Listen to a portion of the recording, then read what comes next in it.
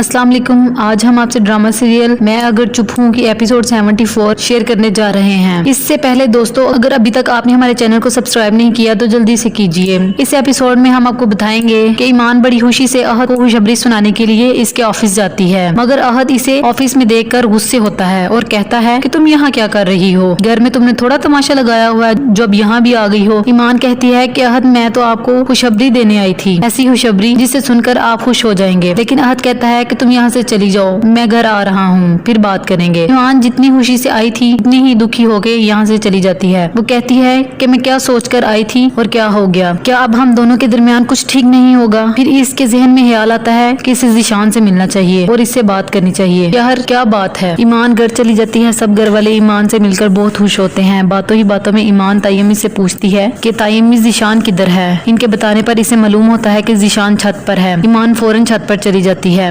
ज़ीशान ईमान को देखकर कहता है कि आओ ईमान तुम कब आई। इस पर ईमान कहती है कि ज़ीशान मैं तुम्हें अपना एक अच्छा दोस्त समझती हूँ, इसलिए मैं तुमसे अपनी परेशानी शेयर करने आई हूँ। मेरे और अहद के दरमियान काफी गलतफहमियां पैदा हो गई हैं। अहद को लगता है कि तुम अब भी मुझे पसंद करते हो और तुम मुझसे राब्ता करते हो और तुमने मुझे और अहद को दूर करने के लिए अपनी और मेरी कुछ पुरानी तस्वीरें भेजी हैं। ज़ीशान हैरानी से बोलता है कि नहीं ईमान, मैं तो तुम्हारी बहुत इज्जत करता हूँ, मैं तुम्हें दुख देने का सोच भी नहीं सकता। पता नहीं कौन है जो तुम्हें और अहद को दूर करने में लगा हुआ है। ईमान मेरी तो दुआ है कि तुम हमेशा अहद के साथ खुश रहो। कुछ देर चुप होने के बाद ज़ीशान कहता है कि ईमान हो ना हो ये सहरिश का काम है, वो अपने मुफाद के लिए किसी को भी दुख दे सकती है और प्लीज तुम इसे अपने घर भेज दो। इस पर ईमान कहती है कि नहीं ज़ीशान, सहरिश मेरी छोटी बहन है, मैं इस पर शक नहीं कर सकती। तो दोस्तों, अगर अभी तक आपने हमारे चैनल को सब्सक्राइब नहीं किया तो कर दें। मजीद आप देखेंगे कि दोनों बातें कर रहे थे तो ऊपर से अहद आ जाता है। ईमान और ज़ीशान को एक दूसरे से बातें करते देखकर अहद आपे से बाहर हो जाता है और कहता है कि तुम दोनों यहाँ अकेले क्या कर रहे हो, क्या अब कोई नई प्लानिंग हो रही है। अहद गुस्से में कुछ भी बोल रहा था, उसे खुद समझ नहीं आ रही थी कि वो क्या कह रहा है। वो ईमान का हाथ पकड़ता है, वो नीचे आ जाता है। ज़ीशान इससे कहता है मैं और ईमान बस जरूरी बात कर रहे थे, तुम गलत समझ रहे हो, ऐसी कोई बात है ही नहीं। फिर अहद और ईमान घर चले जाते हैं, मगर पीछे से ज़ीशान के वालिद कहते हैं कि अगर अहद गुस्से में था तो तुम्हें तहम्मुल से बात करनी चाहिए थी। अब पता नहीं ईमान के साथ किस तरह पेश आएगा। तो दोस्तों, कैसी लगी आज की वीडियो, अपनी कीमती राय का इजहार कमेंट्स में करें। वीडियो को लाइक, शेयर और सब्सक्राइब करना ना भूलें। Thank you.